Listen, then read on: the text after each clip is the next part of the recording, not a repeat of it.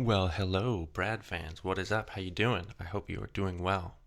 I have a real treat for you with this episode. It was my pleasure to welcome Hamish Tweed, a technical dive instructor and team lead for the Deep Glass Sponge research team. So, if you happen to catch episode 15 of the In Conversation, Too Bad for You In Conversation series, they're all on the same feed, you will know that I spoke to the documentary filmmakers behind Moonless Oasis. And my apologies to those guys, Nate and Bryce. I continually mess up the name of the movie and call it Moonlight Oasis. It is Moonless Oasis. You can go to the website there and check out all the stuff about that documentary if you haven't heard that episode. But basically, they followed Hamish Tweed for about a year. As he and his team of citizen scientists were doing deep sea dives off the west coast to document the deep glass sea sponge reefs that were discovered there. I think, as Hamish points out, in maybe as far back as the mid 90s. Anyway, these sponges are, sea sponges are some of the most ancient forms of life on the planet.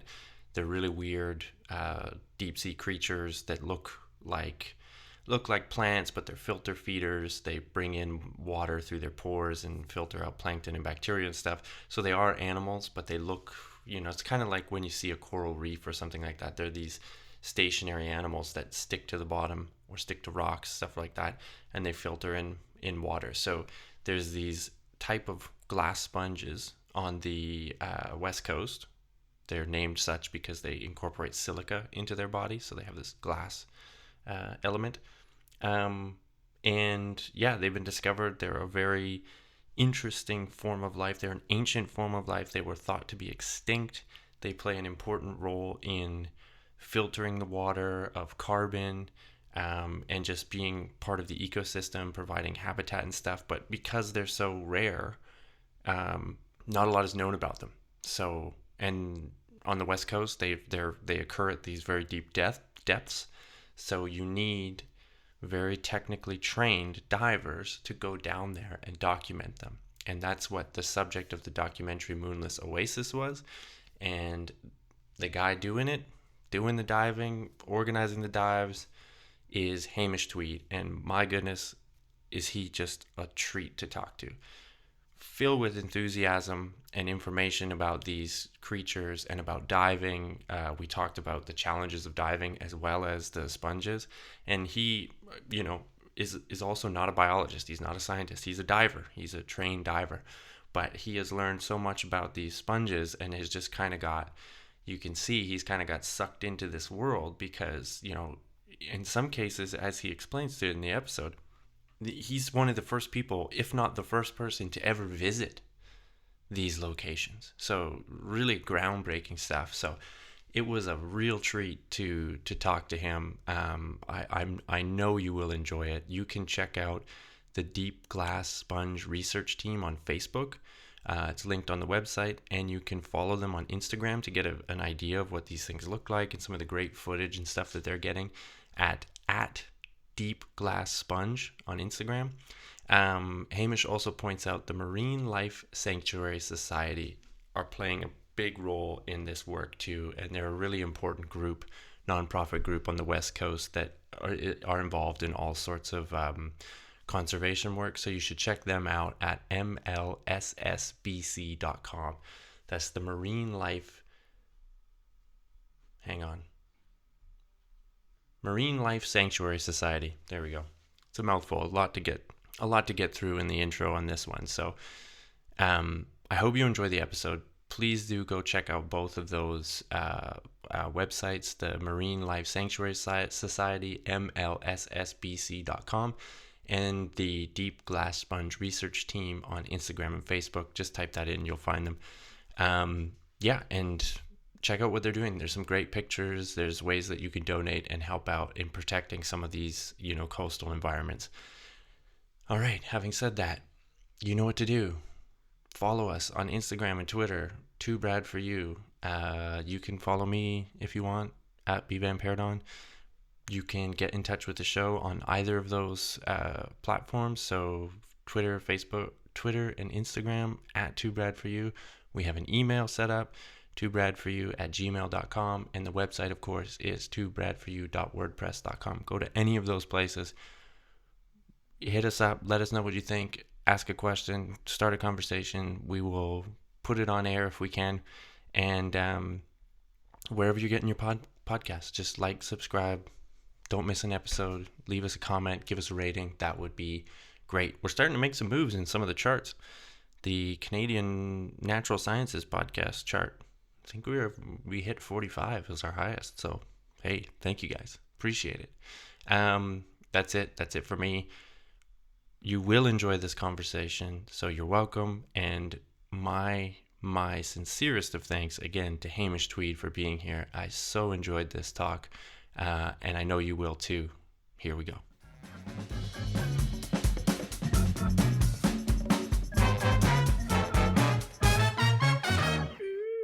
All right.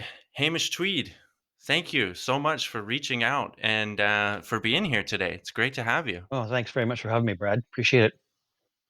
Yeah, so I did an episode, as some listeners may know, maybe they caught it, with the filmmakers behind Moonlight Oasis, which was covering the deep sea glass sponges on the west coast. So they were specifically following you, Hamish, and your dive team, Mhm. going down and looking for these glass sponges. So maybe you can like just give like sort of a brief again setup of like what exactly the team is and what you're looking for over there on the west coast. Sure. Yeah, we actually got I started the team almost 8 years ago. Be 8 years this winter.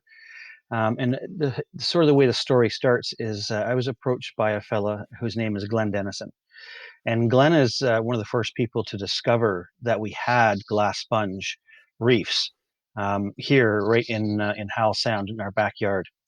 And so Um, the initial discoveries were made by Glenn back in the mid 90s. And it's my understanding at first they didn't know exactly what they had. They just knew that they were. Glenn was writing a book at the time about diving different types of reefs and dive sites here in the Sound, and he's been diving in the area for about 40 years. And so they stumbled across um, some glass sponge, what we call a sponge garden. So that would be a series of these animals that are sort of clustered together in groups. And I mean, glass sponge in itself is not all that rare. We have it all over BC, usually in slightly deeper water. And these animals will attach themselves to some bedrock, and then will actually kind of grow. And sometimes you'll have, like I said, several animals together, and that's called a sponge garden. And even that, now that's kind of rare, um, and you know, it's not, you don't see it everywhere. But what gets to be really unique about this animal is when these gardens will actually um, you'll get, let's say, 10 or 11 of these animals, and they're fairly close proximity. And as this animal dies naturally, its body will, they sort of harden up and they break down. They get all brown and gray colored. And what happens, their body gets kind of cemented into the bottom of that bedrock, and it'll mix with different types of sediment in the bottom. And what'll start to happen then is that now new sponge will start to grow from that dead sponge that's laying there. And Hmm. this process is very slow. It takes a lot of time, and but eventually it's set to form an actual reef. So new sponge growing on dead sponge, and literally growing on its own ancestors. And this goes on for generations and generations and generations. So that's Interesting. yeah, so that's what a glass sponge reef is. And so Glenn sort of stumbled into discovering that we had it here. Now, this is a deal. um, there are some top scientists around the world who are studying some ancient glass sponge reefs in other parts of the world that had long gone or died out. So it was there Hmm. almost as a fossil, really. And there hadn't been any fossil record of glass sponge reefs for about 40 million years, give or take. So Wow. yeah, so that's really like saying, hey, look, you're studying a bunch of bones from some dinosaurs, But we just happened over here to find some living dinosaurs that were, in this, forested area that no one ever, no one discovered or knew about. So that's really what's kind of, that's how old these animals are. In fact, it's my understanding too that they actually go back on the fossil record 580 million years. So they are thought to be one of the very first forms of life on our planet. And at one time, our oceans were full of them. And now we've come down to 4 or 5 sites in the entire world that we know of that these glass Wow. sponge reefs exist. And what makes it also really special for us here in Vancouver and really special for Glenn's discovery is that here we are with these, several reefs that are actually reachable by divers. The other Hmm. sites that do exist in the world that have glass sponge are in around the depth ranges, well, depending if you're metric or, or imperial, but we're talking anywhere from about 1,000 meters to 3,000 feet deep. So Wow. most submersibles or even submarines aren't going to, don't have the capability of getting down there. So, and for divers, it's absolutely an impossibility. We're not going to do that. So, Yeah. yeah. So that's kind of the big deal, and that's all that came about in the mid '90s. And then Glenn contacted me in 2012 and said, "Hey, Hamish, I've got this discovery. We've got some video footage of the sites, and that was done with just a drop camera. So they just sort of, they have put a camera overboard, which got some lights on it, and they just reel it out. And once Hmm. they make sort of some contact with the ground, they can sort of, they turn the lights on, and they can see that there's a glass sponge reef there. But as you can imagine, that kind of video footage, you're doing it off the front of a boat, so the bow is going up and down in the waves. Hmm. It's very two-dimensional looking because you're shooting something straight down.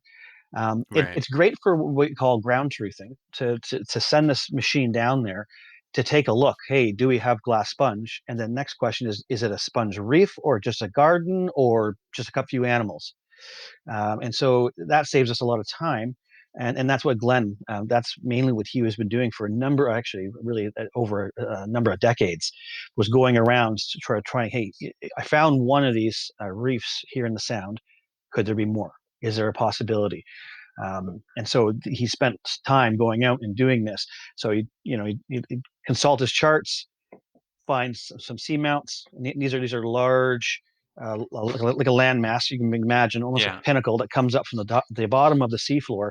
So it'll come from anywhere from 800 to 600 feet in depth and come all the way up, and then the top of the seamount may sit at maybe 200 feet or 60 meters, or in some cases, down to 330 feet or 100 meters. Wow. And so that's the top of the bound. And so he would do is say, okay, here we are. Let's take a look. And in a lot of cases, you find nothing. But then, after enough time, you'd find one and then connect it to another. And so right now, there's 17 sites that are known. Wow. Yeah, 17. So Glenn, what was his was he like a biologist or something? Like what was his interest in this? Or was he just again like sort of, hey, I just find this stuff interesting? Yeah, he was I mean, he's a scientist. He worked at the University of British Columbia, but he Hmm. wasn't in the biology department. But he was in sciences, and but he's lived on the coast here, with his daughter uh, for decades, and was a really enthusiastic diver. And so Hmm. I guess he was just writing a book about various dive sites. He just wanted to share some of the sites he'd found over the years diving with other people. And so he was writing this Hmm. book and doing some exploratory dives. Like, hey, let's pull up the charts. Let's get in the boat. Let's go out and try diving this site and see if it's any good. And that's he was actually diving with his daughter when he found some of the very first glass sponge sites. So, and then at that point, he actually kind of kept it to himself. He knew he'd found something special.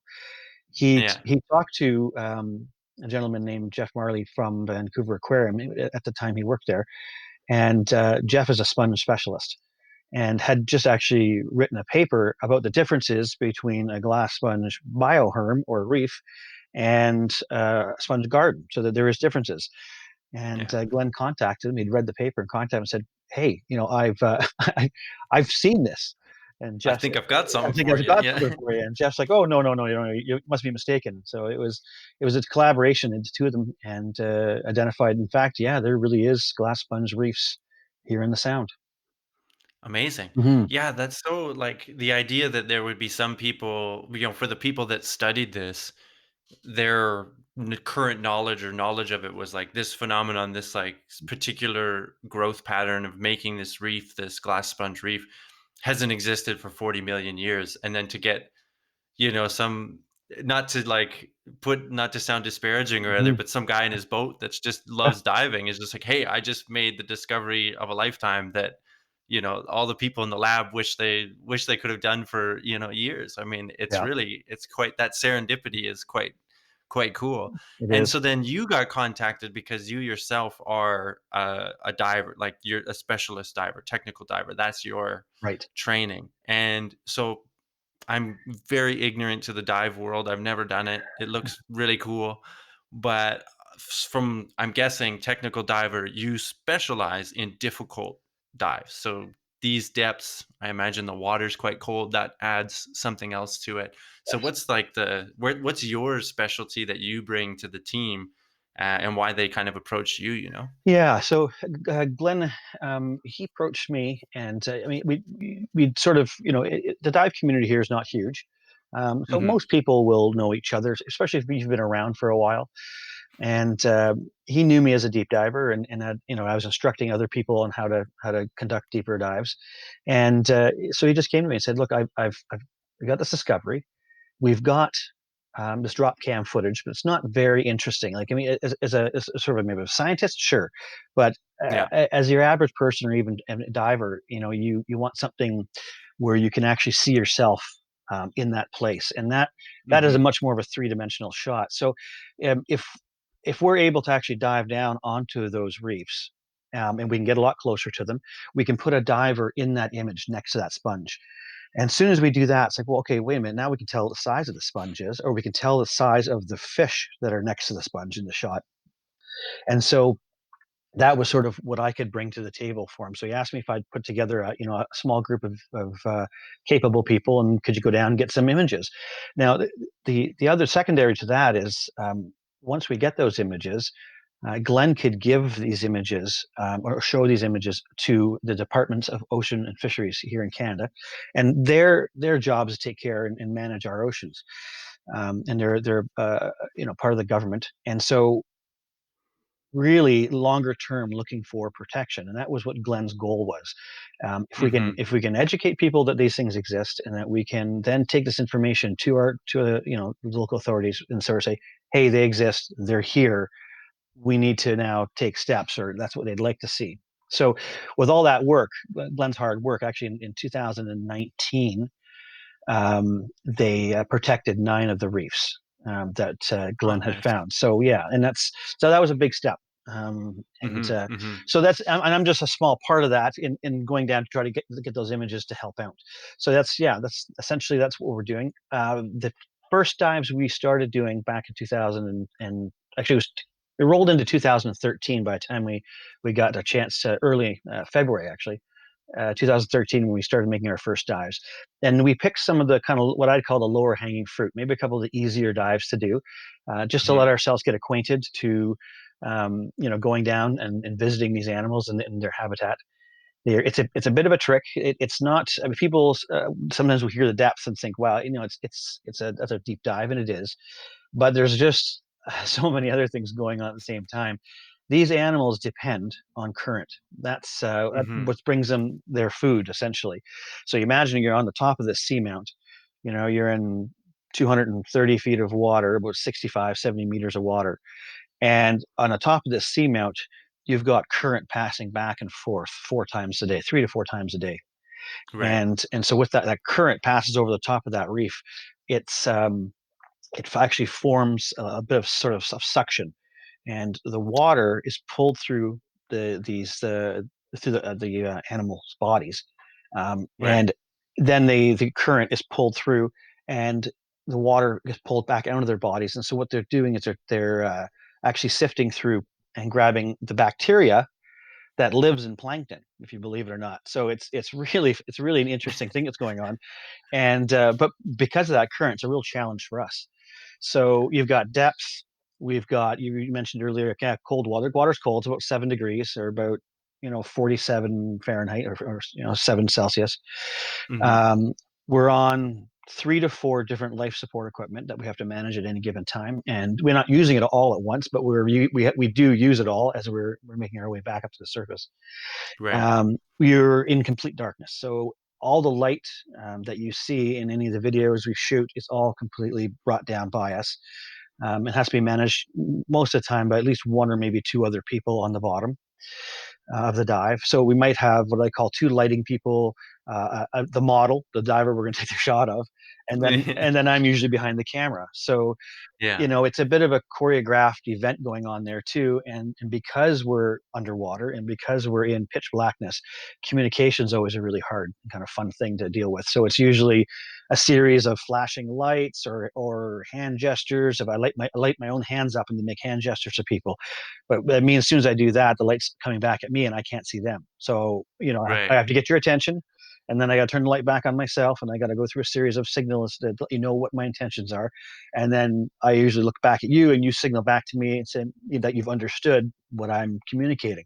So imagine that whole project. It takes a lot longer to communicate or get anything done. And then we also have extremely limited bottom times. We For every minute that we're on the bottom, give or take, it's about costs us about 3 minutes of decompression to come back up. So we have to let all these inert gases we've taken on at that depth come back out safely. Right. So it's Yeah, there's a lot going on. So we've maybe about a 30-minute bottom time.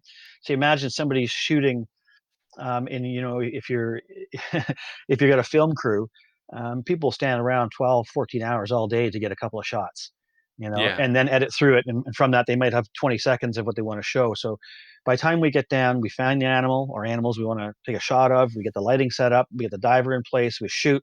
I might shoot from a couple different angles, we're done. So we may get 15 minutes every time we go out and do a dive like this, Wow. to get something usable, and then from that, generally, you pull a couple of minutes that you might use. So, yeah, Yeah. it's Yeah. it's a Yeah. slow process. Yeah, man, that's incredible. Cause yeah, I mean, I was aware of like, how difficult the depth is and, Hmm. that you have to take time coming back up. You can't just shoot back up, you get the Yeah, bends or whatever, right? that's right.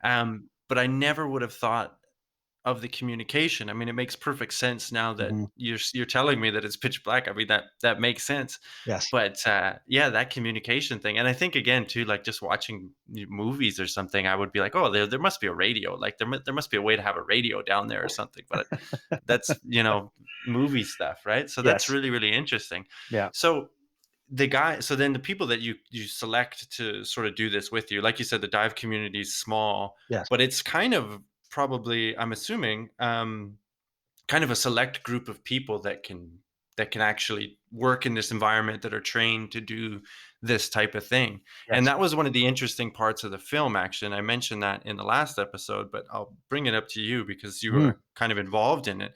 Is there was a moment where, a pretty dramatic moment where there was some concern about, and I didn't even really fully understand what the actual problem was, but everyone was concerned, and it was kind of a very tense dramatic moment in the film. Yes. But yeah, so I don't know, maybe you could just speak to that and sort of the level of Sure. cooperation, trust that everybody has going into this kind of thing. Absolutely. You do have to trust the people you're with. And most of the time, it's not even what I'd call these are primary dives where we're going to collect video footage. Um, where we have to train outside that as well. So it's getting together on a regular basis and going out for dives and practicing what we just call skills. They're basically like a technical skill. You're simulating if you had problems happen at depth, how collectively as a group are we going to deal with them. And Right. so it's been practicing through a number of different scenarios, and we probably spend 10 times more practicing than we do on some of these deeper dives that we'll do, because you need to be ready for them. So that Hmm. particular incident, um, that was so there was three of us on the bottom. There's three divers that day. So we were going to have our lighting, a person running lighting, and a person like I joke. I say the model, but it's the person Yeah. who's going to get me in the shot. And then I was on camera, running the camera, and as we were coming down, I noticed that um, she fell on a formation. So normally, like I call it falling. We're falling down this line. So back up here a second. So what happens is there's a little piece of lead, maybe like a 2 pound Hmm. piece of lead, and that there's a very small line, a nylon, a strong but nylon line, and attached to that is a float that floats on the surface. So it's just a small float, and Hmm. so Glenn will come out and he'll mark a site for us. So the idea is we want to come down and be right next to the reef. We don't want to land on it. We want to come next to it. And so he'll put a shot line down, and that line is just basically just a bit of a reference. We can't touch it because we would drag it, we'd move it if we did. So Right. we just use that as a reference, and we know if we just stay with this line as we fall down the water column, we're going to see, and usually takes 3 or 4 minutes. We're going to see the bottom or the top of that seamount come up, Right. right? And So then it's just like a ladder, kind of a guide, a visual guide to get yeah, you down there. Yeah. exactly. It's just a guide, and then so as we get closer to the bottom, we'll see the bottom come up, and we'll usually see this the sponge reef off to the side, and then we can just sort of glide over towards it, and then it'll start up our search to see what we're going to film. Um, and so as we were coming down that line, she fell on a formation, and I noticed it, and then you can actually see. You may notice it, may not, but she sort of got in behind me. And I Hmm. guess on the way down, she started having some trouble. She was breathing kind of hard, and that generally what it'll do is, um, if you start breathing hard or breathing a little bit light, you can get a CO2 buildup. And CO2 will it does a number of things, but it'll add to what we call nitrogen narcosis. So at that depth, breathing nitrogen, which is, of course, the majority of what we breathe on the surface, starts to become narcotic. We don't know why that is. We just know that it is. I would equate it to drinking alcohol, in fact. And so, imagine, if you had 2 or 3 beers, you certainly wouldn't go out and drive your car. But here we are underwater operating Yeah. life support equipment and trying to do a job while we're there, and and so Yeah. yeah, so as we came down and we started, and as you get deeper, of course, the pressure around you increases, and the pressure even on the gases that you're breathing. And so we compensate by that by doing a bunch of gas mixing. We're certainly not breathing air at that depth. Air would be toxic. It would kill you. Oh, So wow. Okay. we actually add helium to our gas mixture, and we're removing the nitrogen and we're adding helium. It's a much more forgiving gas, and it's not nearly as narcotic. And then we Hmm. also reduce the amount of oxygen that we're breathing, because that also becomes toxic. And just even that amount of oxygen in regular air would also, or could kill you. It might not, but you're sort of rolling the dice at this point. So it's not Yeah. Why not bother something. doing that? That's right. Yeah. We're not there to do that. We're not jumping, the Grand Canyon on a motorcycle. We're Exactly. we're Yeah. trying to take something inherently dangerous, yes, but we're trying to make it as absolutely safe as we possibly can. That's Hmm. part Hmm. of it. But in that case, somebody's having an off day, and as we got towards the bottom, she just sort of passed us and went down beside us and kind of thumped, I guess I'd call it, into the sort of ground, the mud on the ground there. Yeah. We were still on the side of the reef there, and she sort of thunked into the bottom. But obviously, it got our attention right away that this is not something that It's not normal. this is not It's a not. normal behavior. We Yeah. we we at first I thought she had just made a mistake and didn't kind of slow down enough. And Yeah. but then when she wasn't really responding the way we expect her to, that's when we got in there, and my other dive buddy grabbed her and moved her up off, and you can sort of hear some of the video there's a little bit of Hmm. yelling going on between the two of them trying to communicate, what are you doing, why are you laying here? Yeah. And we got her back up the line, and we decided just to call the dive. That was not, we Yeah. wanted to stick around. So unfortunately, it's a rarity, but that's why we train. That's why we have to be ready for this sort of thing to happen. She admitted later on. I mean, we had a good sit down afterwards, and she said, she just started a new job the week before. She was feeling a little bit of apprehension on the dive. We had a film crew out there filming us that day, so we had extra people on the boat. So it's a lot Bit of of just pressure and stuff pressure, like that. distraction, and she even Yeah. said afterwards, she goes, I don't think I should have been there. And I said, I can see that now, obviously, but there's also that pressure. You don't want to let your team down, and Right. but you don't want to be the person to pull the plug and ruin that day or whatever. But those are the things we do have to do. We have to make that call. If we're not up to it, we got to pull ourselves out of there and say, I shouldn't be here today.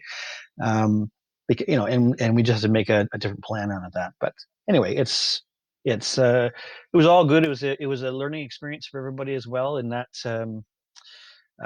we knew having something like that go wrong, that we pulled together, and Mhm. I mean, everybody was fine. We got back up, and once we actually got off the bottom, things went back to normal pretty quickly. But still, even to this day, she's missing. I think she says about 4 or 5 minutes of memory.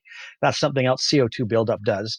So she doesn't really Wow. remember that bottom part. She doesn't remember us pulling her up off the bottom and getting out of there. So That's just kinda terrifying to me. But I guess, yeah, it's like the proof is of the training was yeah, that turned out right, yeah, everybody you noticed right away that something was amiss and were able to respond and react, and everybody kinda just, you fall into your role that you need at that time, and yeah, it's yeah.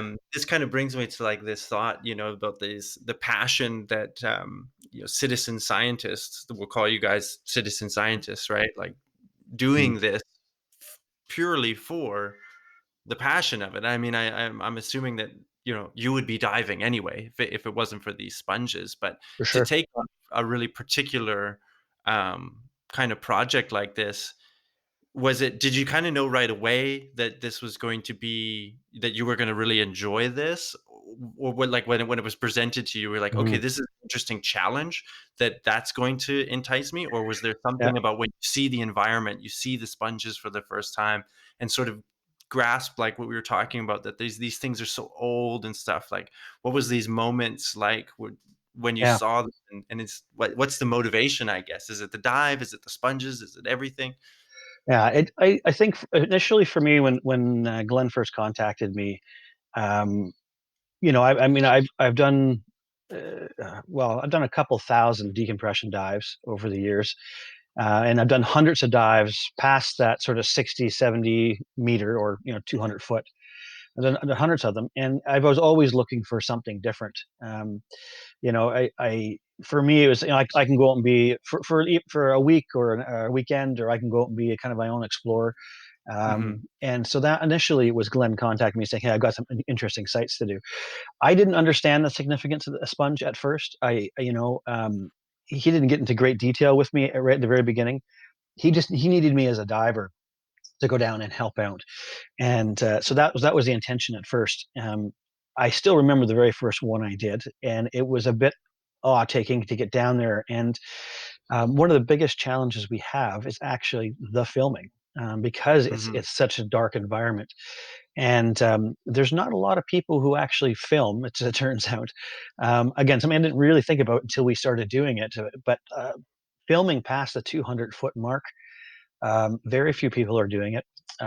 Very few people are doing it in larger teams, and so that really to catch those images. And so, even the very first time we went down, and when we started with, we had a couple of GoPro cameras, we had a homemade video light that my dive partner had made, put together.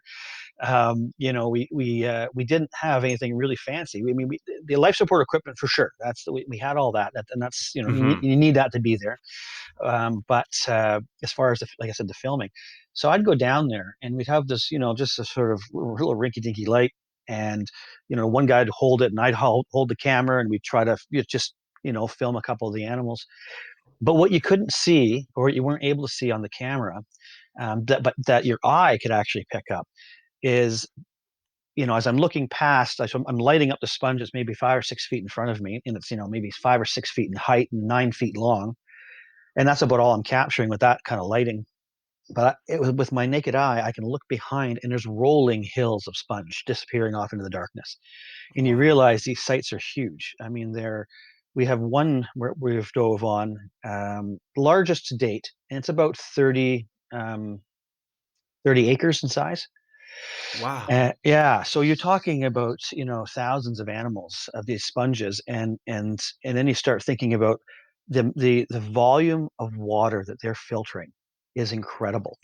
DFO, the Department of Fishery and Oceans of Canada, they believe, and this is depending on the density of the sponge. Okay, so they believe 1 square meter. Okay, I'm talking about rolling hills of sponge disappearing off, in acres, but Yeah. 1 square meter is filtering anywhere between 100,000 liters of water a day up to, they believe, probably 250,000 liters of water. And it's taking again that plankton and that bacteria in that plankton, and that's what it's using as food. I mean, this is what defines this creature as an animal, because it looks like a bush or it looks like a shrub. It's these Yeah. big, Yeah. Yeah. long, yeah, cylindrical, formations. They look like almost a pipe organ, and but all that water, they're siphoning. Like everything else, this plankton is made up of carbon, and so it's removing carbon because it's using it into its body to grow, along with the silica. That's why they call it glass sponge.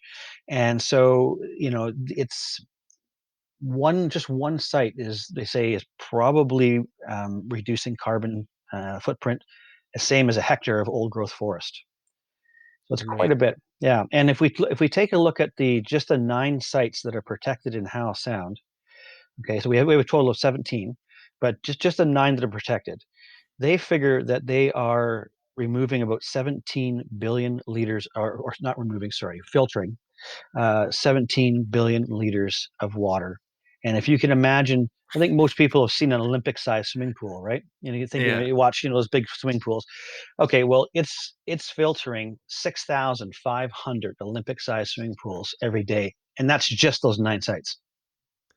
So to say that It's they're contributing, staggering. yeah, I mean, to say that, oh, there's nothing going on here, or that's not actually going to affect our ocean. Oh yeah, it has to be. There's no doubt about it.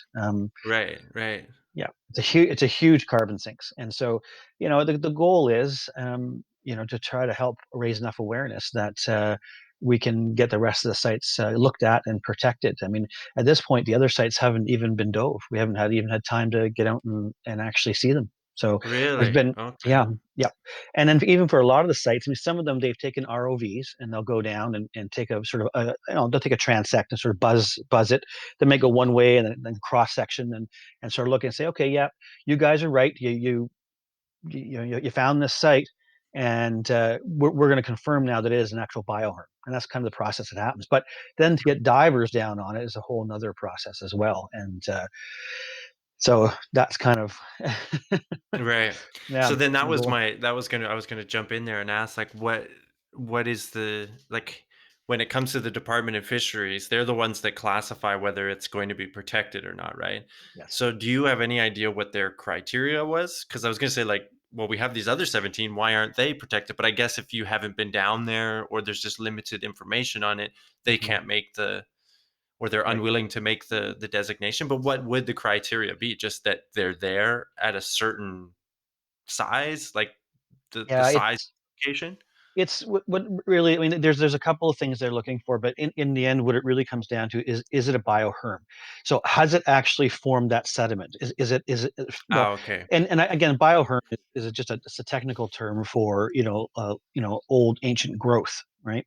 And we tend to refer to them as reefs because people can understand that a lot better, and they Yeah, right. sort of get that image, and they do grow much like a reef you'd see in the Caribbean, where they continue to actually grow and expand in all directions. And what you can actually do is when you drop next to it, you can see. And you imagine there's a big bit of a big sandy slope, or muddy. I say muddy slopes, but a better way to describe it. It's Mhm. almost like a clay, and then you'll see the right next to you see the reef, and you can see that there's 5 or 6 feet of sediment that's building up. And so again, these animals are dying off, bodies are collapsing, new sponge grows from the old, and it continues to expand. So if you looking at these reefs and the density, the thickness of them, and the size of them, they haven't been carbon dated yet. So this is just an educated guess. It's not my guess; it's somebody else's. But Mhm. they figure the reefs that we're looking at here in the Sound are probably about 6,000 years old. So 6,000. Wow, yeah. okay. So that they've been at this for quite a while, and it means you start thinking of even going back. Let's look at the pyramids, which are about 3,500 years old. Mhm. Mhm. They're almost talking, twice the age of Egyptians. I mean, it starts to really be mind-boggling that we're actually visiting these guys, and some of the animals that we're seeing right now in the reefs. Again, it's really hard thing to tell because growth rates can change. It's like sort of saying how fast does a human grow? Well, we're individuals. There is, Yeah. there's no such Well, it thing as depends we. how good the Exactly. food is, and yeah. Yeah, exactly. What are you exposed to? And so again, but we've seen some, and at a guesstimation for the size they are and for the complexity, because they don't just grow straight up. They twist and turn and are very intricate. And you'll have just one animal that's got several different columns coming off in different directions, and they'll even twist and do all kinds of interesting things. So we've seen some animals we think could possibly be up to 500 years old. Maybe don't. We just don't know for sure. Yeah, yeah. But certainly in the hundreds of years old. So again, if this was an ancient growth forest, say, in a park somewhere locally, and people said, "Oh, well, it doesn't matter. Let's cut those trees down," people would lose it. Yeah. They, Yeah, they yeah. would never allow it to happen. And we've been through that once already. We've you go back here 150 years, and we were cutting down 1,000-year-old trees. Yeah. Thinking, what? Yeah, Oh, yeah. it's not no big deal. And so it would never happen now. We're not that ignorant anymore. So but nobody knows they're there, or very few people. Um, and so that's what the really push is let's get the word out there, and then people will get behind it and say, hey, Mhm. we need to do this, not even just for the water filtration part of it, or what they may be, the positive they're doing for our environment and in our oceans. It's we need to protect them from ourselves is what it really comes down to. Mhm. I call it Yeah. I call it the dodo bird effect. From the times human beings we came across the dodo bird. So here we're talking about a flightless bird, right? Yeah. From the time we discovered it to the time we pushed the animal into extinction was only 70 years. Yeah. So That's it's staggering. Now, and we're going back quite a ways here. So we can just even fast forward to just in our last century. Um, the passenger pigeon. Now it's extinct, gone forever, right? The Carolina parakeet. We don't get a lot of parrots up here in North America, but they were seen as pests. And so farmers found them as a pest, and so the last one died in the Cincinnati Zoo in I think 1918. Jeez. So for me, I think we did. It's a big call. It's like slow down. We know they're here. They used to be all over the world. Now they're not. We thought they were extinct, and oh no, we rediscovered them. And they're already on the endangered species list. So can we slow Yeah. down just enough to sort of so hey, and here's the best part is they're at a depth range where we can put divers and start doing a bit of studying, like why are they Yeah. here, and why haven't they died out here as well? What makes this area unique that they've survived? Yeah. Lot, That's I mean, lots of the questions. Very exciting. yeah, well, I was gonna say, like, there's so many things there, like, it's like to get a second chance. You Hmm. thought they were extinct, and then turns out, "Oh, hey, no, we have a second chance here, so let's not screw it up," kinda thing. And then just, like, even with the other species that you mentioned, the extinction thing, it just yeah, I see it's so like, these things have been around, these animals have been around for millions and millions of years, and we can come along and just accidentally sort of, wipe them out in 70 years. Like, oh, sorry, too Yeah. bad. Too bad. It's a little yeah. So I think that's important stuff. But so then when you were talking about being down there and sort of how old these things are and you're in the presence of these things, all I could think of was how nervous are you to like hit them and like break one or something like Yeah. and like Yeah. how fragile are they like when you're when you're going through with the cameras and stuff it must Yeah. be a worry, right? Sure. No, we are very careful in that. Once the difficult parts of the dives are actually descending down because you got a lot going on, and then of course coming back up again, and you're switching through and moving through different life support systems. Um, once we're down there, we're fairly stable. We don't. because this is a little different. Like normally somebody would drop down the water, and you're almost like a tourist. You're just going on a sightsee. It's like going Hmm. just for a walk in the woods, and I'm Yeah, walking yeah. around. And I'm enjoying the scenery. We're really going down there for work purposes. We're going down there, and right away it's we're signaling to set up lighting and get somebody in a shot, and so, but yeah, we move very gingerly. We're very slow and very deliberate. Imagine too, we're wearing about 400 pounds of equipment per diver in the water. So, once you're at that kind of, state, you're not moving quickly no matter what. And so it's a Right, very yeah. sort of, yeah, you just very slowly slide into a position. Of course, also using cameras, you don't want to be jiggling. You got to remember, I'm in truly a three-dimensional world now. If I want to go up 10 or 15 feet that way, I can just do it. And Yeah. so, when you're walking around on the ground above water, your feet are planted. And it's really easy just to hold still and hold a camera. And then, of course, most of the time when people are shooting something, any kind of semi-professional, there's tripods and anchor systems and everything. We have none of that. We Right. really are floating. So I've got to go down there and hold that camera absolutely still as I can. That means not a lot of movement. And I'll record, and then I'll stop, and then I'll say to the guys, okay, I'm going to move over there and take a shot. So look at me. And I always nag my team. I say, I want you to pretend that you're looking at the sponge that's in front of you. Right. It's sort of that kind of that shot of like, oh, look, what's the diver looking at? Yeah. But really what you're doing is you're sideways looking at me, because every time I wave my hand, I want you to go up, down, move back, go forward, and you're taking direction. And if you start looking away, and it's really hard not to when you're that close to the animals, um, and you really kind of get sucked into looking at them. They're so alien looking. It's um, and so intricate. Uh, so it goes back. You asked me before, why do I keep doing it? And I think at first it was the challenge of the dives, and it was interesting. We were the first human beings to go down and actually physically visit these guys. The first human beings to ever, go onto the sites.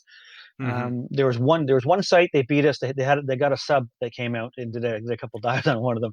So they beat us on that one. But for everything else, it's been people actually, on them, on the site, involved in it. So now for me, I go down there and I kind of get emotionally attached to these guys. Hmm. Hmm. I've gone down on a number of the same site over and over again, and every time I go down, it's a little bit different than it was before, and you see something a bit more, where you see another animal. We've even seen a case where one animal fell over into another, and that second animal actually took on the material of the first one. They blended together, and Amazing. it held the other one upright.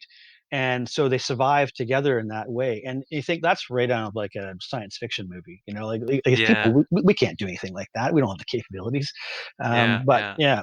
yeah, they've also, just thinking about the uniqueness of the animal. But for me, I get caught up in that now. It's I almost have classical music playing in my head as I'm Yeah. diving along, looking at them, and it's just this kind of like and I'm in an alien world. I mean, we're not meant to be there anymore. So Yeah. um, yeah, Yeah, yeah. No, that's incredible. I mean, that feeling of being the first person in some place, like that's yeah, in a lot of ways that's kind of the human story. I mean, that's why we started sailing across the oceans to find new exactly. places. We made it to space, and for folks like yourself that want to dive, like that's kind of it. And it's not a lot of people get to say that they were the first person ever in a spot. So Yeah, that's really, it's mind blowing. yeah. Brad, we know more about the surface of the sun than we do our own oceans. Like it's Yeah. I think that's also just what people do. We or what we have done for probably thousands of years is we look up. You know, Hmm. the stars used to tell us stuff. It's where Yeah. it's where it comes from. It's where so it's very important. And I think being underwater was just so far away. It was in fact, going in the ocean was dangerous. You talk about fishermen seeing giant squids and all this. The drawings that go back, and so the ocean was something that was to be feared, and it was dangerous. And I think now, sort of the place we are in our evolution is now we're starting to look a little harder at it, going, we wouldn't be here without this ocean, without this water and the way it is, and the fact that this is a closed system. All the water that's ever been on the planet has always been here. This is it, and it's a Yeah. Yeah. Yeah. and it's a cycle that we go through. And so, um, I can go for a dive, even just a normal normal depths. So I was out the other day and did about 40-meter dive. So I mean, it's still considered a deeper dive, but not a technical dive. And I came across probably 40 different, easily 40 different species of fish on one dive. I can't go for a walk in my woods in my neighborhood here and see more than, 15 or 20 birds. And it's the density of the life that even we're just seeing just on the coast here. And this is no particular special dive I'm going on. This is just a dive. Mm-hmm. Um, and the really interesting thing is they don't run away from me. If I saw a deer in the woods, it'd be great. Stop. You look at the deer, it look at you, and off it goes. Yeah. These guys will swim towards you. They Yeah. know you're not there to hurt them. They've probably never seen you before, so their engagement to us is more of a curiosity. And they'll come right up to you. I've had large, very large lingcod. Some of these guys get 5, 6, or even feet long. Big. Usually the females, and they are not scared of me at all. They couldn't. You could walk, or sorry, swim right up to them, and pretty much you'd have to touch them before they'd move. So you get a really large engagement from the underwater life, and so that's also what these reefs are doing now. Is you know they're because these structures are there, it's attracting other life to it, so they're Right. using it as protection, so the smaller fish can get in there and hide from the larger fish. We've got all kinds of crabs and shrimp that live in and around, so at night they might come up into the beds, the sponge beds and reefs, and then during the day they go to go catch food or whatever they're going to do. And so, we're seeing these large schools of rockfish, which are an endangered fish here, um, and the lyncods. And I think there's something 85 different other animals that live within the reefs and use them as shelter. There's even been, a sort of a proposal put forward saying, or an idea, I guess I would say, that is are the sponge beds an actual nursery for some of these fish? No, and Mm. we don't have any proof of that, but it's just a theory of what some of the divers are seeing when they're on the reef, and they're saying, "Hey, wait a minute, are they actually using it for their young?" So there's, again, more questions, Yeah. Yeah. Yeah. but yeah, no, it's Well, and it's that's how these things go, right? Is once mhm, you find the thing, it's interesting on itself for that, and right, there's a goal to conserve it, preserve it. That's one goal, but then now you have the opportunity to look at all these other things, and that was one of the other yeah. things I wanted to ask you was, what is beyond mapping them, sort of getting the footage, getting people engaged, and then the ultimate goal of protecting them, what are some of the other things maybe that like, are you working with some scientists and stuff right now Mhm. uh, to ask sort of specific questions? Is there sort of active research going on the sites that you're involved with, you're helping out with, advising, anything? Yeah, so there is, and I mean, and there's really there's a couple of different groups really, and it's not just I'm just, again, I was brought in for a part of a specific project, and like you just said, I think what we're looking at now is, okay, so through there's a local group, citizen science group, and they're called the Marine Life Sanctuary Society, and they have a lot of different projects, a lot to do with protecting rockfish and educating people, and but they're also a big contributor in the sponge, in the protection. And Glenn Dennison, who's the gentleman who initially discovered the reef, he's the president of that group. So he Okay. brought us in. So we're sort of working in parallel. But then there is other research going on out there. Not a lot of it, unfortunately, and that's part of the problem. Is again working at these depths. Anybody who does it, like, if you look at DFO, most of their research is going to be done with a submersible vehicle, because you Hmm. can't, these depths we're doing. Even there's a couple of the reefs that are a little bit shallower, and even then they're still deep enough that most recreational divers won't have more than about 5 minutes on the reef, and you got to get out of there, Hmm. um, due to gas supply, or the buildup of inert gases in your blood. So people are really limited to what they can do. So that's, again, what I'm sort of doing, is going, hey, I want to help. I want to give me some questions. What do we want to answer here? So moving forward, yeah, we got some different ideas, and I'm, like I said, I'm working with two people right now that One's a sponge specialist, and the other one is doing their PhD in it. And it's to, I think initially we want to do is make a video library of the sites.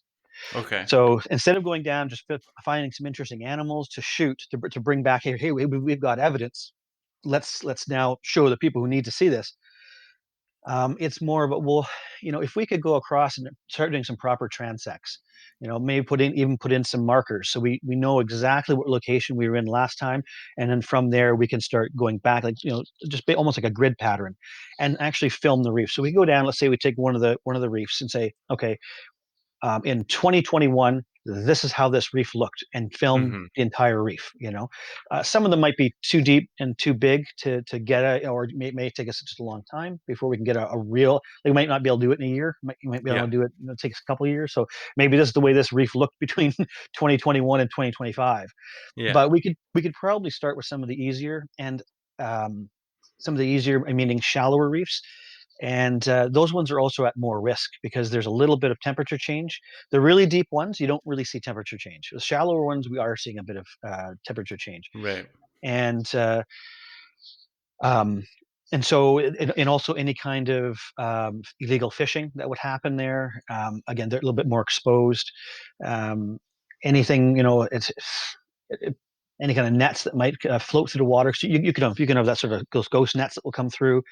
Luckily, we haven't seen any on the reef systems here. Well, I've seen some small stuff. I've seen some small, I wouldn't call it commercial fishing. I'd call it recreational people who are just out there are just ignorant. They just don't realize what's below them. They don't Yeah. Yeah. realize Yeah. they're even in a restricted area, and that they might be fishing for you know uh, nothing to do with the reefs or any of the life that's on there, but they're coming in contact with that. And we've seen fishing line down there, so it's I mean you see it on most dive sites, unfortunately. Yeah. Yeah. Yeah, stuff's not even near them. You run into these things. And we're all the time grabbing this thing and trying to roll it up as much as we can and shove it in a pocket and Yeah. and Yeah. remove it if we can. Yeah. Yeah. Yeah. So I mean, that makes sense then. Like, making a more detailed map, like going over it, so you can actually compare year to Yes. year growth or reduction in size. Yes. Hopefully not, but yeah, that kind of thing. Yep.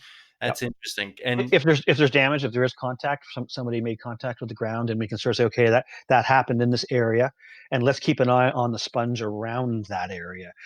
And one of the things that also happens is it doesn't even take physical contact, like a hit, for instance, hmm because obviously that will do damage to them. They're fairly brittle. hmm But even if the ground, and the sediment around them is really stirred up, of course, what happens is all that comes up, and then will get pulled into their bodies as they're sort of pumping away, and the current is creating right, suction. That sediment will get pulled through their bodies, and they'll actually get clogged up, and it can harm them. right, like And a clogged air filter or something. Yeah. exactly, and so even if you had a large ship, go over top with large bow thrusters and that kind of thing, and you're turning up, you're causing a lot of turbidity in the water, and you could turn that stuff up, and it could actually suck it in as well. So it's, you think here's on one of the shallower reefs that's only, let's say, 120 to 140 feet underwater, or sort of 30 to 40 kind of meters. That's now a possibility. So I think Right. it's trying to maybe get some sort of build a library of these shallower ones as soon as we can. But hmm again, hmm it's weather dependent, currents, availability of when the team can go out because everybody's volunteers. We generally this Right. happens on the weekends because everybody's got families and jobs and all the rest of it. There has to be availability of the charter boats to be able to take us out. And so, and weather's a big one in Howe Sound. We get Yeah. pretty weather turns pretty quickly, and it can get dangerous if if we don't hit the right weather window. Right. Yeah. So, Yeah. So you said you got a sponge specialist and a PhD on the team, and this idea of your expertise is sort of overlapping is really interesting to me because mhm, it's like they could maybe come to you and say, "Well, this is a question that I have." And then you, with your expertise in diving and some of the equipment and what's available, could then maybe be like, "Well, here's how we might solve it." Is Right. that sort of the relationship going on? And is there a Yeah. specific example maybe or something? Because that to me is so cool that you got like, the science question of, this is the biology that I want to understand. How do we practically get that information? It's a great Yeah. part of science that I think a lot of people don't really understand is how. Yeah, and it's collaborating with people who understand, how to ask the questions. Like, what Yeah, do we want yeah. to know? But even within the MLSS, there's a couple of volunteers who are marine biologists. So again, you can, bouncing questions off of lots of different people in the group, and then also collaborating with DFO. Mhm. And they may even come back and say they got some ideas, or they noticed something when they were out with their ROV, which doesn't, it all comes down to money too. These are not easy Mhm. things. When you're taking a large ship like that out, and you're deploying ROVs, and you got an entire staff of scientists on board, and then you got an entire staff running a ship. It can be tens of thousands of dollars to do something like that. So it's, it's, you're dealing with people, you're dealing with organizations and budgets and all kinds of stuff. So for us, because we're paying our own way, and it doesn't cost us the same to get out, as that's kind of, I think it sort of falls back on us to try to get them as much information through, through those visuals. So Right. we can say, hey, we have an idea or a theory. Let's get down there and film some of that, and then get it back to the people Right. who've got the sharper eye when they know what they're looking for, and say, oh yeah, you guys are right. It is there, or nope, it's not, and we can, or at least, no, it's not on that site, so we can confirm that. And that's the kind Yeah, of idea. yeah, Yeah, yeah. but yeah, the definite collaboration is a big part of it. Yeah. No, it's super cool. So then what sort of activities beyond, like, you got the videos and, you got the Instagram account, which is, what's the name of the Instagram account again? Remind me. Deep Sea Glass. Yeah, deep glass sponge dive team. Right. Yeah. Because people should go check that out because there's some great videos on there, some great pictures and stuff. Is there other places that people can see these images? I mean, the film Moonlight Oasis was one, Yeah, but yeah. Moonless Oasis is the Moonless. I one. always say Moonlight. Moonless. And there's also the MLSS, the Marine Life Sanctuary Society. Hmm. They've got a great website as well. Yeah, you can find us. You can find our team. And we just changed our name just recently to sort of, but we thought we'd try to better reflect the research that we want to get into doing, and so we call it the Glass Sponge Research team. And that's, you can find us on Facebook, and that's a bit more casual. We just throw up, like, if we've gone down a dive and we want to share images of people, again, more of it as an educational kind of thing piece. And of course, before COVID came along and changed the way we live, we used to go out and give talks, Yeah, yeah, yeah. at various places to people who are interested and engage local divers, but also, non-divers. And I always say it's through our diving community, is is through those people who are divers, so they understand. And all divers I know have a love and a passion for the ocean to one degree or another, but it's through them and you going out and talking to your colleagues or your friends or your family members, and you'll become sort of an ambassador for the ocean when you go and spend that much time in it, and through that trying to educate people as well, whether you're a boater, you're a free diver or a swimmer, or you're a kayaker, or a scuba diver. It doesn't, when you're spending time on the ocean, what goes on below, just as important as what goes on above. And so it's just getting that word out. Mhm, mhm. Yeah. Yeah, so then do you specifically, have you been able to give, sort of talks to, like, let's say the recreational fishing community, or maybe some other groups that, like you said, like, maybe they don't Mhm. know that there's a protected area under them and stuff, and, like, do you engage with those people, and what is the reaction if you do? Like, are they kind of, "Oh, geez, I never thought of that," or. Yeah, no, absolutely. And I actually, mid-January, I'm giving a talk to the Royal Vancouver Yacht Club. And so, so again, these are folks that spend time out on the water, and whether it's, you're power boating or sailboating, and just again to get that message across, because a lot of people sort of say, oh, hey, my friend George told me there's a great place to catch spot prawn. Mm-hmm. And so they'll go out there just as recreational and just throw a trap over the water, and a couple days later come back and pick it up, not realize that they were probably really close to a glass sponge reef, or even hit the side of a reef, or even dropped next to a reef, but then stirred up so much sediment because after the next 2 days, that reef was dragged along the bottom because of the current a little bit, Yeah. and went along and stirred up the bottom and caused glass sponge to again get to pull in some of that sediment into their bodies. So that's the main goal. We haven't. That'll be my first one into that sort of market is next month to try to reach out to that community. But I get a feeling that once people really understand, and again, I'll go use some of the images that I've obtained from years of diving them to use that as a tool to get across, because I can say it. But once you see some of the images, and again, like Moonless Oasis did a really good job of that as well. Um, but that usually is what captures people, and then Yeah. explaining it to them that this is an animal, not a plant. It's Yeah. Yeah. usually the Yeah. next stuff. Yeah. 'Cause Exactly. they don't, that's the thing. Somebody said to me, "Well, is there anything easy about filming these guys?" And I said, "Well, the one thing that's easy is they don't run away." you know, so I can swim right up to them and they're not running away. So, Yeah. yeah. So that's, Yeah, but those images are it's a powerful way to get like it makes it relatable, it makes it a real thing. Otherwise, it's just something that some guy's talking to me about, that maybe I care, maybe I don't. But this was came up when I was talking to the Moonless Oasis guys. Was that, in my experience doing, biology field work during my PhD, but this was, on land in the forest, we worked with hunters, so we needed right, hunters to supply us with livers, or at least let us know that they had shot an animal so that we could collect the liver. right, And I always found that these communities that use the land, in this yeah, the case, or natural the resource, nature, the yeah, natural resource, yeah, they I was always a little worried that they were going to be, you science guys, whatever. I just want to get out here. And, I guess I had a preconceived notion in my standoffish, head. yeah, Yeah, exactly. That they thought I was going to come in and tell them not to do something.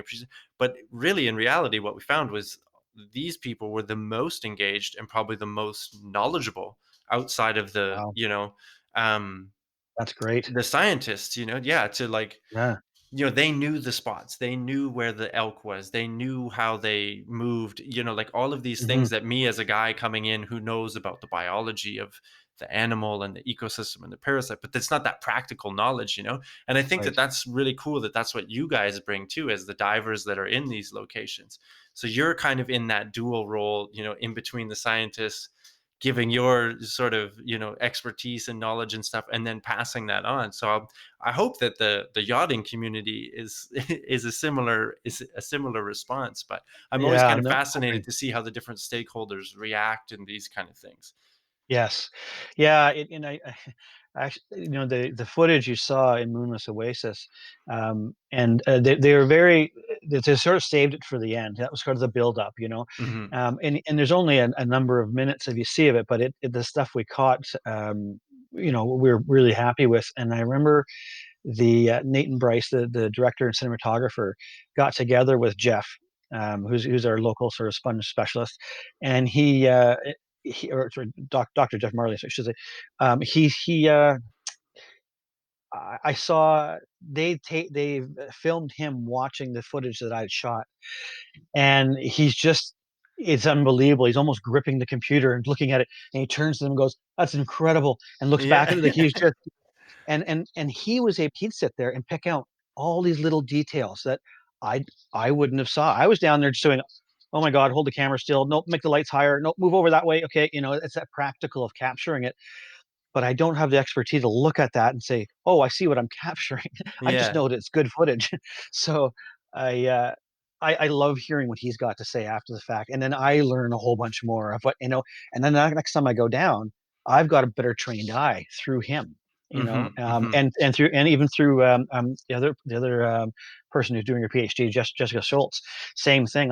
I'm probably every at least once a week picking up my phone and texting or calling her, going, "I have a question. I just thought of this." Yeah. The poor woman's like, "Okay, I'm done with you, buddy. Leave me alone." Yeah. But no, they're always willing to help out, and because I think that for them too is um, in Jeff's case, he's made a whole entire lifetime around these animals. His professional career, amongst a bunch of other things. He was doing at the aquarium, but this is one big push for him. And um, so what we can actually learn from him, and it makes us better. I would say field researchers. Let's call us that. Hmm, hmm. Where we're going out and capturing it. So it's a huge help, and it's a great collaboration. Yeah, yeah. Ah, Mhm. man, it's so exciting. I get excited just talking to you about it. Your energy, your excitement about it comes through. So it's really cool. Yeah. So then just kind of winding up here, I'll ask Mhm. what's sort of the favorite tidbit that you've learned that you like to pass on to other people about the sponges or the ecosystem or whatever? And then also like what are the plans sort of moving forward? What are the next steps with the dives? Where is it at? That kind of stuff. Yeah. What's a tidbit? Or I like think fact that like blew you away when you've already given us so much information about the yeah, sponges, yeah. but was there something that like, whoa? I think it was the two things that keep coming back to me, and it's that we're not dropping down onto um, let's say like a small little couple bits of sponge hang off a rock. It's not the size of, say, your friend's swimming pool. It's a lot of these sites are massive. Yeah. We couldn't even swim them in a single dive. We just there's no time to do it. And so we go down. We're doing little bits of it. So it's the sheer size of these reefs. It's that incredible age. Because I'll say 6,000 years, and oh yeah, but you stop and read 6,000 years. Yeah. Um, 150 years ago, we were cutting down 1,000-year-old trees. We'll never see them again. Yeah. Those are, I mean, there's a few places in the world that they didn't do it, but a lot of places they did, and we'll never see a tree like that again. Mhm. And so here we are with they're so old. If we lose them, they're gone. This is it. Yeah, This yeah, is our yeah. this is our chance to make a difference. So, um, and the amount of water that they're filtering. I Yeah. just it just it's I mean it these animals live in complete darkness their entire lives, or most of them do. The deeper reefs, absolutely, there's absolutely no light, and or light that our human eye could pick up, at least anyway. Right, yeah. And even the ones that are shallower are still, there's a slight green tinge kind of when you're down there. If you turn the light off, still can't really see your own hand, but if you let your eyes adjust, you can see immediately around you a little bit. But they spend their entire life just sitting in these spots and pumping that water and filtering that water, and that to me is it's just crazy. It blows me away when I'm down there. So that's probably the two or three biggest things for me.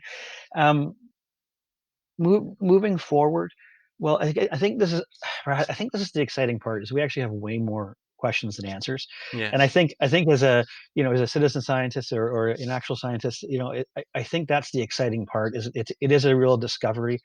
It takes more than a few people to make this happen as well. There's a lot of people involved. Like I always say, I'm just one of the divers involved with it, and we just happen to be doing the slightly deeper stuff.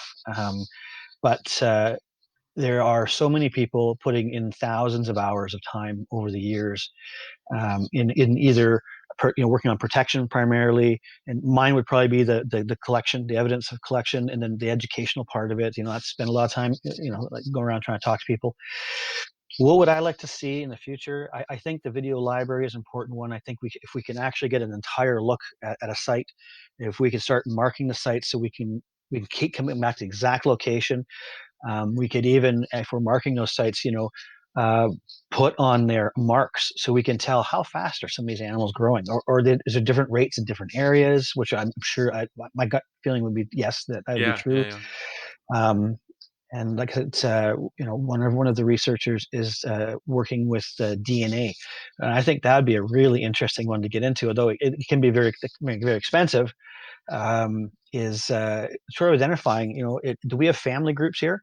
Is this even this site? Because we have actually a couple sites where there's what we call there's a bioherm in the shallows. Okay, so 120 to 140, 150 feet. And then right below that site at say 250, 260 feet is a second site. Are they related? Yeah. Yeah. Yeah. And that might explain to us at some level, how are these guys moving around? Yeah. Because we know that we've got 17 sites in the sound. Was there two sites that sort of fed everything else, and how are they doing that? Because we don't really understand that part of it. They don't get up and walk around, Yeah. or swim around. They don't. And so, what are they doing to get that material? Because somehow they must be releasing into the water column that drifts along, and if it finds the right ground and the right amount of contact with the ground and the right sediment, that it starts to grow a whole nother reef, or maybe not a reef, but it's just a small garden starts to grow. Hmm. Individual animals or groups. Um, Again, I think that would be a really useful piece of information for us to know. And then the other one is still searching for more. And what we found, I mean, a good portion of Howell Sound area has been surveyed for them. So I don't know if we're going to find any more in the Sound, but even outside the Sound, is there more out there? Hmm. But that's a, I mean, that's a huge project to get into. Yeah. But I would love to say, 'cause and again, in my heart, I want to say, I really hope there are more. I hope these aren't the only ones, because then it makes a lot better chance for these guys to survive. Have longer term survival. It's not just in one area. Hmm. The one downside, Howell Sound is very close to a major city. 2.2 million people, and we have a lot of activity on the water, and so again, that decreases, I think, their chance. Or if we get like a big LNG gas plant at the top of Howell Sound, we're going to have these huge 1,100-foot freighters going back and forth through the Sound. Definitely going to affect um, Yeah. you know their viability. So all these things. So hopefully there is more out there, but again, it's that's a whole nother project. But if we can Hmm. even just get the rest of the ones in our area protected, Yeah. that would be fantastic. And then the other one is the enforcement, because they're protected right now. And you even saw in the documentary, it was brief, but you saw those DFO officers, Yeah. and that's one boat. And I think you go back a number of years, there was one officer in one boat, and now there's one boat and three officers. Is what my understanding is. Yeah, and they'll cover all the way from the very top of Howell Sound, which is a small city called Squamish, to all the way down to the opening of Sound, and all the way across, to the Sunshine Coast. It's a huge body of water, and a lot of what gets attention are the larger animals. So we've got the killer whales and the gray whales and the humpbacks, which are all absolutely important creatures. Um, but that's somebody that's more tangible. They can see it. They can see that beautiful animal, and they can connect with it and say, "Yeah, you guys got to keep your boats away from these guys and stop harassing them." Yeah. In the meantime, as they're busy doing that, all the small stuff's getting missed. I know that in a couple of cases where a couple of the individuals, from MLSS, or who live on the coast, I've seen people dropping traps, and they'll call it in, and a week later the trap's still sitting there, and it's Yeah. in a restricted area. Yeah. So that's frustrating. It's Yeah. we wish, and again, most of these people just don't understand. Hmm. So Yeah. it's back to the educational piece. Which We is can. why getting the word out is half the battle, right? Yeah. Yeah, we were out once, just last summer, and I came across a trap that was marked, in the restricted area, and threw it up on Facebook, and almost immediately somebody said, "Oh, I know that person. I know that telephone number, and I'm going to call them and tell them they got to get that thing out of there." Yeah. So, there are people out there in the care, and I think once that person found out what she had done, I'm sure she's not doing it again. So again, it's Yeah. Yeah. we'll Yeah. we'll we'll get there hopefully. Yeah, yeah. Well, and I think that, that's now is kind of as many problems as there are with conservation and stuff that we're Mhm. facing. It does feel like there's more of a conversation, more of concern around that, especially in younger generations and stuff like that Yeah. coming up. So I think we have an opportunity to get the word out and talk about these things. So do you dive these sites through the winter, or is the weather just like, is it kind of on hold now, or you wait till spring, or? Yeah. Yeah, it's right now. What the main problem is we could try to find a window. So And that's the big thing. So the very first thing is we need a day where there's very low tidal exchange. So, if you've got a 15-foot exchange, the ocean is going 15 feet up and down. Yeah. The amount of water that's moving through the sound is absolutely tremendous. So we have to pick a day where there's almost no exchange. Then we have to go, okay, it's got to be during daylight hours. It's got to be on a weekend. The team must be ready and available, and the boat has to be available. The weather has to hold out, you Yeah. know. And right now, the problem, we're in November, and we got tons of rain. We got really windy days. So if we go through all that hassle, get everything else ready, and then wake up that morning and it's blowing 25 knots, we're done. That happens. Um, so we tend not to plan to do them around this time of year. I mean, yes, if we got lucky and just went out and did a site, but there's so much planning that takes to do the deeper sites that Yeah. we just sort of go, let's stand down. It's time for our team to go out. We can do practice dives together. We can dive other sites. We can just go out and also just have some like non-working fun dives together, Yeah. um, and focus on that. And then once about February rolls around, the weather starts to change a bit, and then we'll say, okay, we got a window between February and March where we could probably get 2 dives in, maybe if we're lucky. And then happens actually April comes along, and we get plankton blooms here in the area, and which is not going to stop us from diving, except that the plankton block out the visibility because you have big hunks of plankton floating all over the place, which is great for all the rest of the animals, but Yeah. Yeah. Yeah. not great for filming anything. Yeah. So then we got to wait, and we're into sort of June, July. Now the weather in the summertime is very predictable, and so we get calm water. We get a lot more daylight. Sun's higher in the sky, and so we get more direct sunlight. So even some of those shallower sites will get a little bit of visibility on them, and so that's all really great. But it's also very hot, Hmm. and but anyway, it's just we have these windows throughout the year, Right. and probably September, February, June, maybe July are windows we go for. So if we get in, if we got in 4 dives a year, we'd be doing pretty good. Wow. At least on the deeper sites. Shallower stuff, we could probably get a little bit more, but still, Yeah. Yeah. Yeah. it's not as often. Yeah, it's not like we're Yeah. out every weekend. It's amazing the like you just go through the steps there, the preparation, the luck that needs to go into it to get it right. Yeah, No, it's exactly. it's it's really, really cool. So I'm happy that you reached out and that we got a chance to talk because this was really, really great. And I just want to like give you a chance again to let people know where they can find this stuff, or if they're interested in diving, you're doing diving stuff, like whatever it is you want to let people know about, please. Yeah. Okay, thanks. So yeah, I think the big ones were, if you're interested in sort of following us through some of the images and dives we've done, you can find us on Facebook as Glass Sponge Research Team. The ones that can have a little bit more information, as far as from a sort of more of a scientific side of it, would be the Marine Life Sanctuary Society. Pardon me, or MLSS has got a great site, and those are the people who have been foremost in getting protection for the sponge here locally. So those are two that I would say you could take a look at if you're interested. Very cool. I mean, I'll Yeah. I'll link all that stuff up onto my page. Oh, and of course, Moonless Oasis. Sorry, I should put that. I mean, Yeah.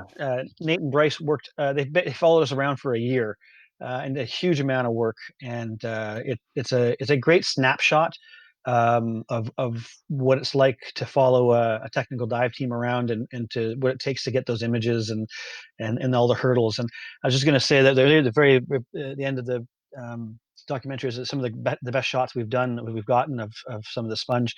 Um, and but what you're seeing there, those few minutes, took us 7 dives just to capture those. Like everything having to go right. Yeah. So it gives you an idea. Yeah. So It's a lot of work. yes. A lot of work, but a labor of love, I guess. Yeah, no, Moonless Oasis, it was a great film, and people can look at the episode that I did with them, and the links there for that too, because yeah, it gives you a really, like I said, those images are both above the water and below the water are just beautiful. I miss the Yeah. West Coast, and hopefully Yeah. we'll be able to travel this summer, and I might be out there to visit some family, and I can kind of recharge my batteries out there. But Yeah. I don't know if oh, I was gonna say, I don't know if Nate, told you this, but, when he first contacted me and we met and we sat down together and, he was interested, wanted to find out a little bit about it, sort of like we are right now, just sitting and talking for, a bit, and, he said, "What I'm hoping is that they'll go for a 22-minute documentary, which would be a half hour, broadcasted show." yeah. And I said, "Oh yeah, that would be great." And he said, "But they might not. They may only go for a 15-minute, and that would be then just put online." So I said, "Oh, okay. Well, hey, have at it." And about a month later, I texted him. I said, "How's it going?" He says, "Well, I got good news and I got bad news." And I said, "Oh, okay. Well, what's the bad news?" He said, "They don't want to do a 22-minute documentary." And I said, "Oh, okay." And he said, "Well, the good news is they won't do it for anything less than 44 minutes because they really liked it." And I went, "What?" And he said, "Yeah, we're greenlit for a 44-minute documentary." And at the moment, I actually got a bit nervous. I said, "Oh, that's a lot of filming." He goes, Yeah. "Yeah, I know. I'm nervous too." That's always that Uh, that beautiful moment when you pitch an yeah, idea and you're passionate about it, and then the it gets greenlit, and then the next moment is, well, oh yeah, shit, now we have to do it. Now we gotta now we gotta deliver. I know that yeah, feeling all too well.